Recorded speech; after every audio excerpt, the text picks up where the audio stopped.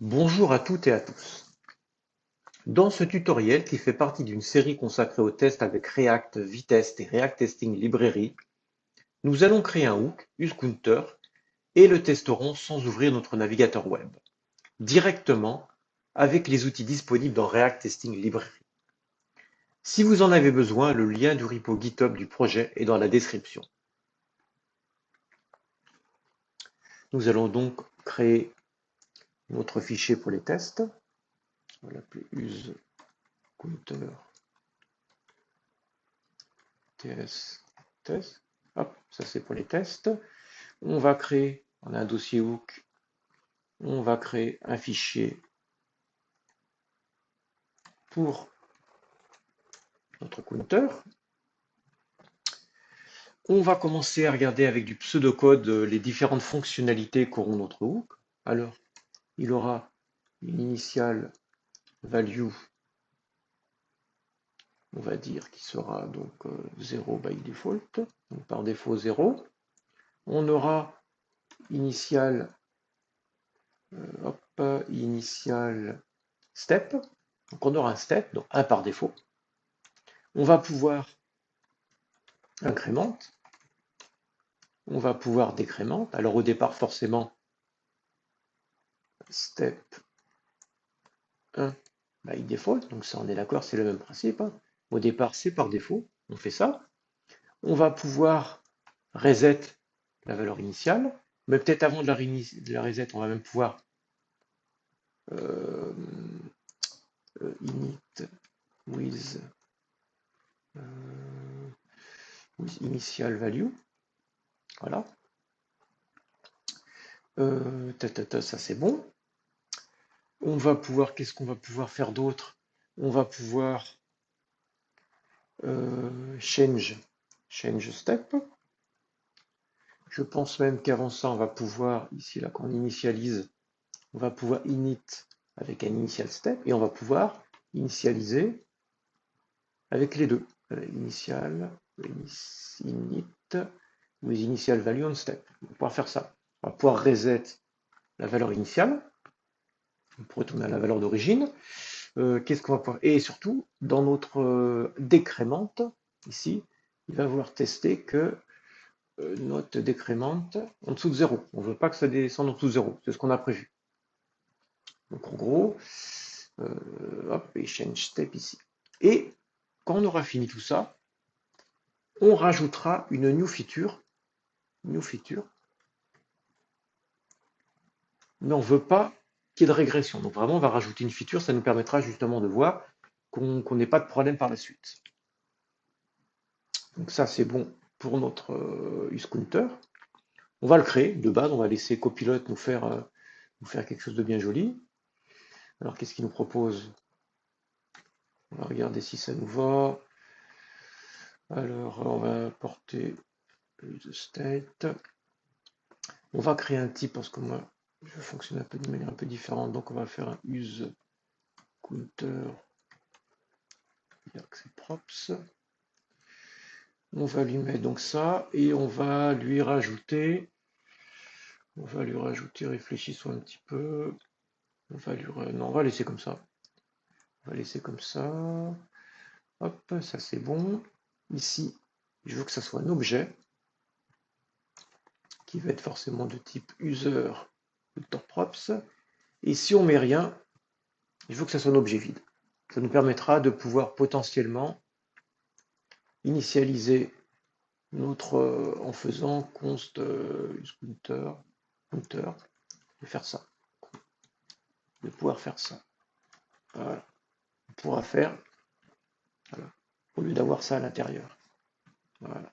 Donc ça, hop, on va l'exporter. On l'exporte. On exporte notre counter. Donc là, on est à peu près bon. Donc, on en a bien, on a un state pour notre valeur, pour la changer. On a un autre state pour le state. Alors évidemment, on aurait pu faire notre ou d'une manière différente. On aurait pu utiliser par exemple un réduceur.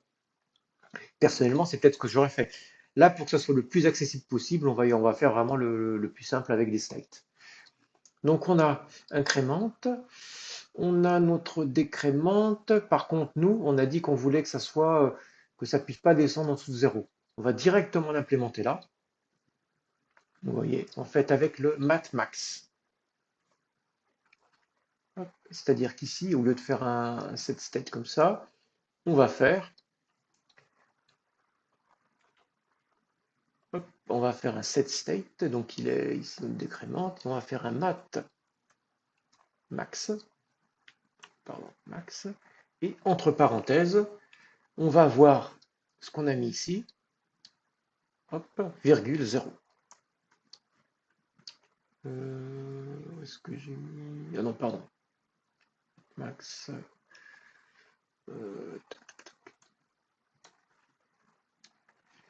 Hop, max. Qu'est-ce que j'ai fait comme bêtise? Ah oui, pardon. Max. Là, et celui-là. Celui-là.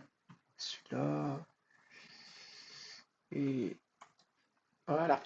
Donc, c'est-à-dire qu'on va faire un set count, mais si jamais la valeur elle est à 0, ça ne descendra pas en dessous. C'est bien ce que nous dit la documentation, c'est-à-dire que ça renvoie le plus grand nombre parmi ceux passant paramètres. Donc ça restera toujours au-dessus de 0. Parce que s'il y a moins 5, et ben ça sera 0 le plus grand nombre. Donc ça, on a fait notre fonction, donc on a fait ce qu'on a voulu faire de base. Et top, dans notre... donc ça c'est bon. Hop.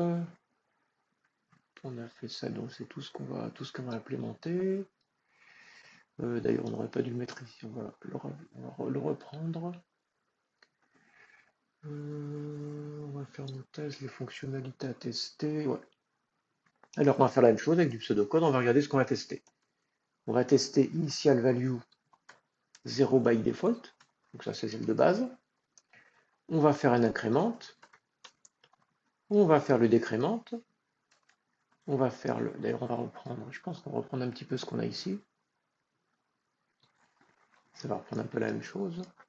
Alors, value par défaut, initial step, incrément, décrément, décrémente, incrément en dessous, et on le met ici aussi, new feature. Je pense qu'on a fait à peu près le tour de ce qu'on va implémenter. On pense. Hop. Maintenant, on va... Là, ça en est bon, ça en est bon, ça en est bon. Hop. Maintenant, on va implémenter nos tests. Donc, on va faire notre describe. Pour counter, et on va rien faire dedans pour l'instant. On va faire notre premier test, et on pourrait se dire, tout bêtement, que finalement useCounter c'est une fonction, et on va la tester. On va faire donc notre premier, donc c'est, on avait dit initial, c'est-à-dire by default initial value 0. Pardon, hop, toi tu vas ici.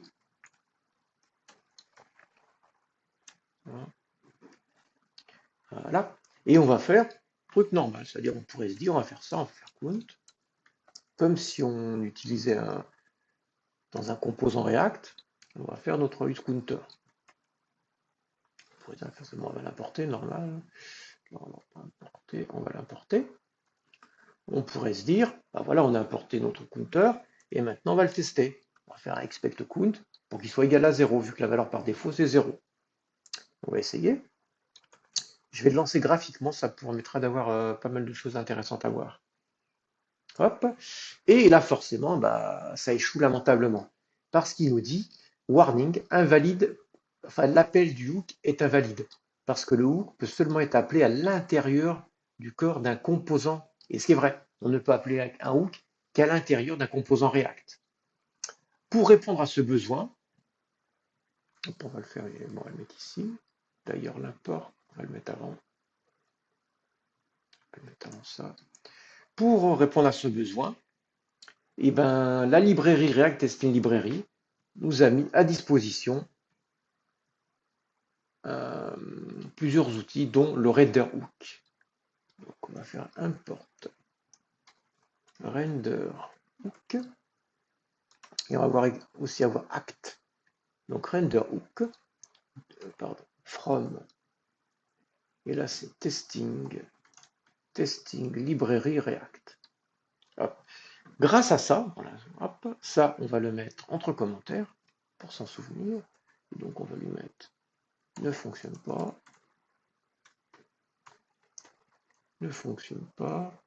car le hook n'est pas appelé, non, doit être appelé dans un composant. Voilà, donc là il n'y a plus de test. Hop. Donc on va refaire notre petit test avec by défaut 0. Et ce coup-ci, on va utiliser notre render hook. D'ailleurs, on va le renommer. On va l'appeler counter. Ce sera plus parlant.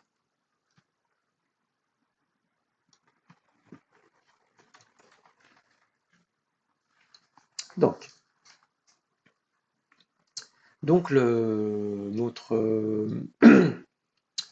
on appelle donc l'utilisation du hook, ça fait tout simplement, on utilise render hook et à l'intérieur, il le voit bien quand vous le faites, en fait c'est un alias et ça vous permet d'utiliser vos hooks. D'ailleurs, dans mon hook ici, et je ne vais pas rendre visible je ne rends pas visible, je ne veux pas l'utiliser. Donc là, on l'utilise tout simplement de cette manière-là. Et ça va nous permettre après de pouvoir vérifier tout ce qu'il y a dedans. C'est-à-dire qu'on va, pour l'utiliser, il va falloir faire counter, donc notre résultat, current, et current nous donne accès à tout ce qu'on a rendu accessible. Tout ce qu'on a rendu accessible ici dans le return, donc count, incrément, décrément et reset, tout est désormais accessible dans current. Et donc là, nous, ce qu'on veut, c'est le count. On veut vérifier qu'il soit égal à 0. Et là, on est bien d'accord que ça fonctionne très bien. Donc là, on a fait notre premier test.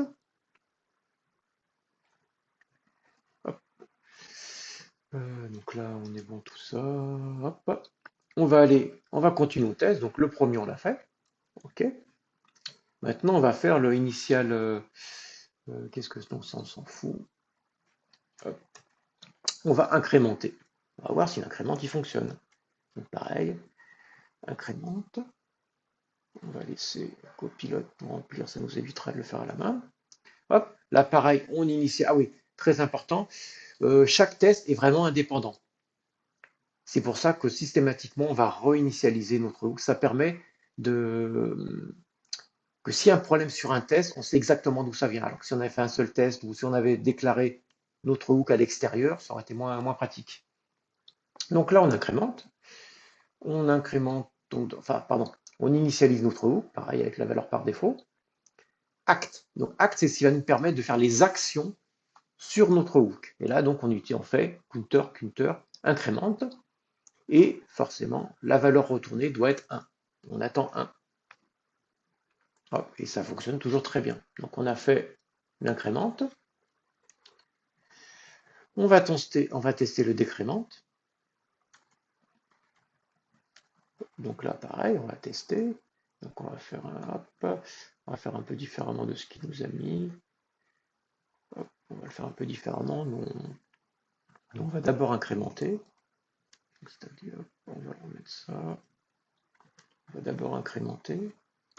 On incrémente. On va réincrémenter encore un coup. On voit vraiment. On va incrémenter 2 fois. On va réincrémenter une fois. Logiquement, il doit nous rester 1. Voilà. Ça permet directement, donc on a testé l'incrément avec une valeur de 1 par défaut. Donc on a testé. Maintenant, ce qui sera intéressant de voir, c'est qu'on ne peut pas descendre en dessous de 0, avec une valeur de 1 toujours. Donc, notre pilote, donc ça pareil, on va faire. Donc là, juste de faire ça, ça sera suffisant. Donc la valeur par défaut, c'est 0. Si je fais décrément, je dois rester à 0. Ça fonctionne toujours. Si je n'avais pas mis ici mon mat, ça aurait descendu en dessous de 0. Donc là, on est toujours bon. Qu'est-ce qu'on va décorer? Donc, OK, on l'a fait. Ensuite, on va changer la valeur par défaut. Vous avez remarqué, d'ailleurs, je fais un pseudocode ici, je vais mis directement quand j'utilise Stop Copilote, lui, il me pré-remplit parce qu'il a compris que je voulais faire ça. Donc on va lui faire voir si c'est bien. Hop, on va le fermer. Parce qu'il nous a mis déjà. Donc initial value 5, pourquoi pas. Donc la valeur est 5. Donc on veut juste tester ça. On sait qu'à l'incrément et le décrément fonctionnent. On veut juste tester que ça nous a bien changé la valeur. On est bon. Hop, donc ça c'est bon. Hop, on va changer l'initial state. Donc là, par contre, on l'a pas rendu visible. Donc on va créer un change step. Voilà, on va le rendre visible. Ça permettra, si on a envie de rajouter de la logique, de l'avoir directement ici. Petite virgule. Hop. Donc change step. Donc là, on va faire avec un step différent. Donc initial step. On va incrémente. Et logiquement, on devra avoir 5. Parce qu'on a changé la valeur initiale du step. Logiquement, 0, vu que c'était 0 et qu'on fait 5, on devra avoir 5. On est toujours bon. Hop. Donc ça, on est toujours bon. On va changer les deux, parce qu'il faut voir si normalement il n'y a pas de raison. On pourrait laisser logiquement, il n'y a vraiment pas de raison que ça. Hop. Donc on va changer les deux. Voilà. Et on va tester. C'est pareil. On change la valeur initiale de la value, l'initial step, on change. Donc ça veut dire que valeur, donc c'est 5 et 2. Logiquement, si on fait un incrément, on doit être à 7. Voilà. On pourrait tester aussi le décrément. Hein. Pour cela, on a testé la valeur initiale. On pourrait se dire, bah, on va tester quand même, voir si le décrément fonctionne aussi. Donc, acte. Pourquoi pas, on va tester le décrément. Hop. Et là, forcément, on devrait avoir les steps et 2, on doit avoir 5. Voilà, on va tester. Et hop. 1, 2, test, incrémente, décrémente. Pour être sûr que ça fonctionne toujours. Voilà. Donc là, on est bon. On a fait notre, on a changé ça. On va reset la valeur initiale. On change la valeur initiale. Hop. Donc par défaut, il nous a mis ça, mais on n'est pas obligé, on pourrait faire une valeur. Hop. Donc on n'a même pas besoin de. On va incrémenter ici. Donc là, ça devrait faire 7.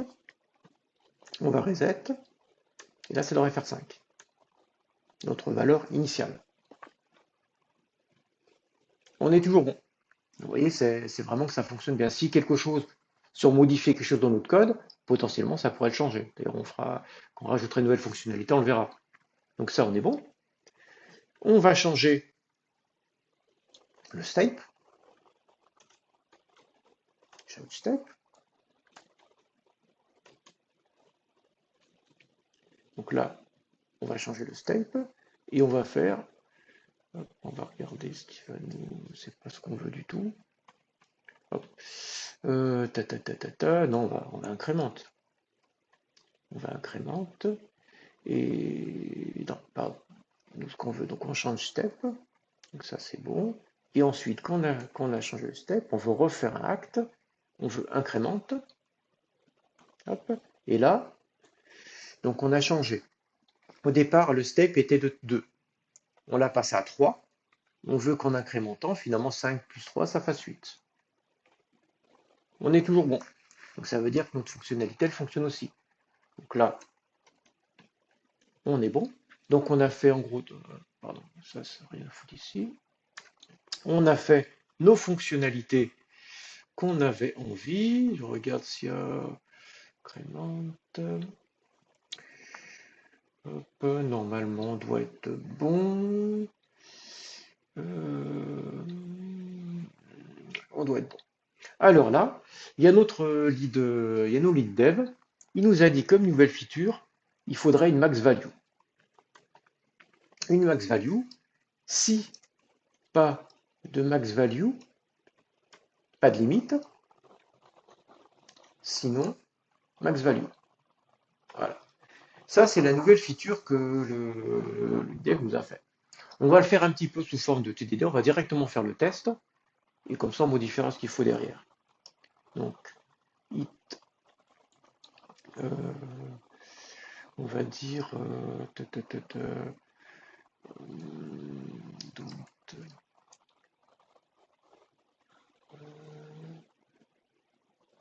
on va mettre, je sais pas trop quoi mettre comme titre. On va faire ça. Tac, tac. Et là, on va dire que finalement, donc on va initialiser notre, voilà, on va faire un constant résultat, juste initialiser notre, pour l'instant on l'a initialisé, voilà. Donc voilà, au départ on va juste, voilà, initialiser init max value.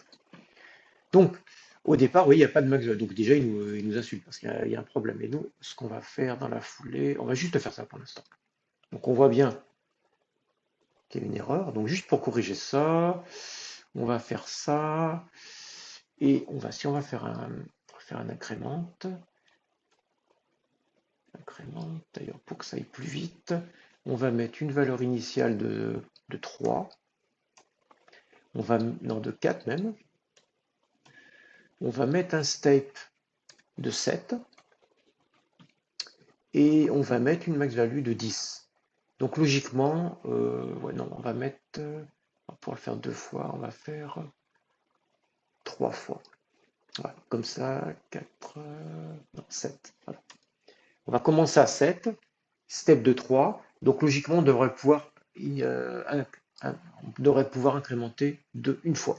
Donc là, ça devrait être 10. On va refaire notre incrémente. Et là, on devrait de nouveau avoir 10. Voilà ce qu'on devrait faire. Sauf que lui, il n'est pas d'accord, forcément.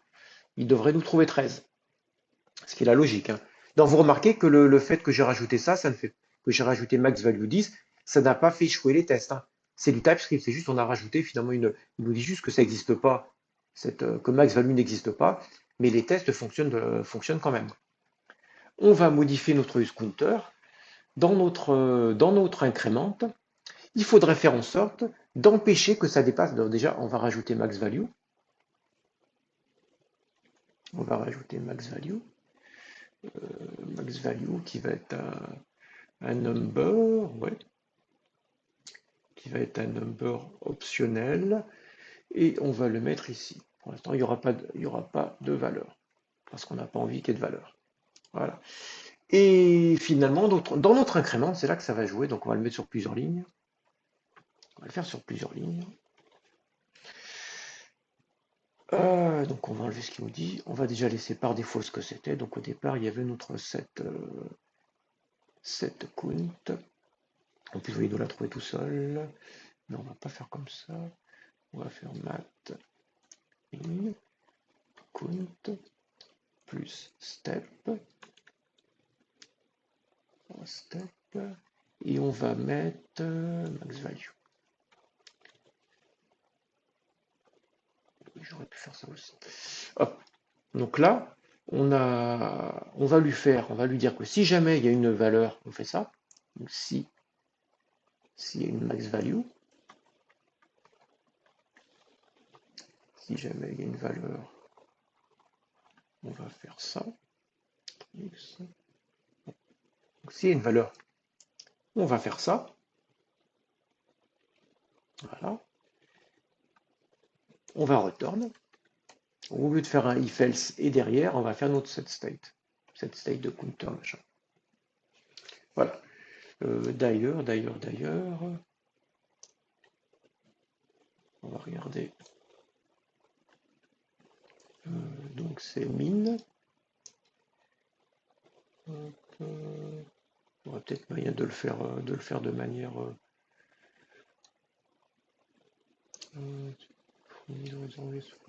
infinity. Ouais. Mais j'ai pas envie forcément de rentrer dedans. S'il n'y a pas de. Ouais, donc j'ai pas envie de rentrer dedans, on va laisser comme ça. Comme ça, s'il y a une max value, on va faire ça. Sinon, on va refaire le set count normal. Là, on va relancer. Et vous voyez que ça fonctionne. On a bien initialisé comme on voulait. D'ailleurs, on va le changer ici. On va mettre test with max value. With max value. Voilà. Donc on a bien fait ce qu'on voulait. On peut aller un peu plus loin. Parce que regardez, si on met ici, si on met un console log, on va mettre un console log, on va dire, on va mettre count, hop, qu'on va le faire 2 fois ici, on va refaire ça, on va faire ici, on va le refaire une deuxième fois, on va aller dans notre vitesse, et vous voyez, il apparaît 2 fois. Ça veut dire qu'il fait un render inutile. Finalement, il a refait, il est où notre, hop, il est ici, il a refait, même si on avait max value, en fait, il a refait ça, alors qu'il n'y a pas forcément besoin, parce qu'on est, on, euh, comment dire, il n'y a pas besoin d'y aller parce qu'on est déjà au maximum, quoi. Donc, ce qu'on peut faire, c'est qu'à l'intérieur, ici, là, on pourrait lui faire if count est égal à max value, et ben on va retourner. Et là, si on fait ça, maintenant il le fait plus qu'une fois. C'est-à-dire qu'il ne rentre pas. Il fait bien tout ce qu'on a envie, mais il ne fait pas parce qu'elle est déjà égale. Voilà. D'ailleurs, on aurait même pu. Ouais, non. Voilà. Après, comme je vous dis, là, c'est une manière, ce qui compte, c'est de résoudre le problème.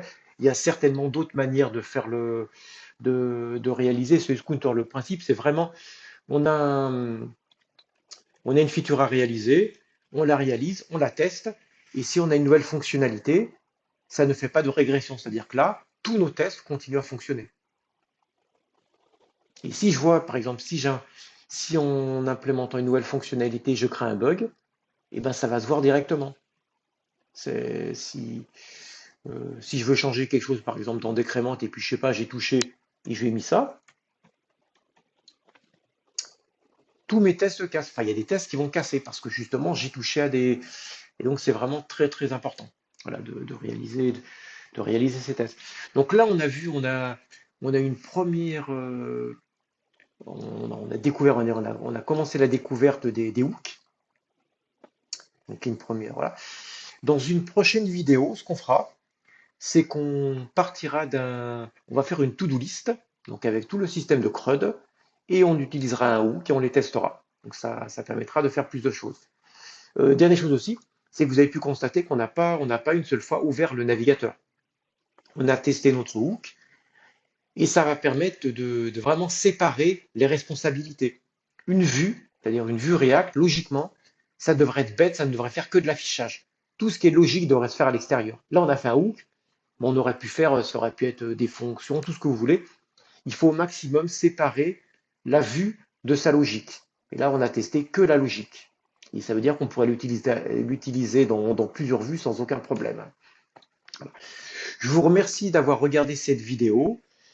N'hésitez pas à laisser un commentaire, un like, à vous abonner.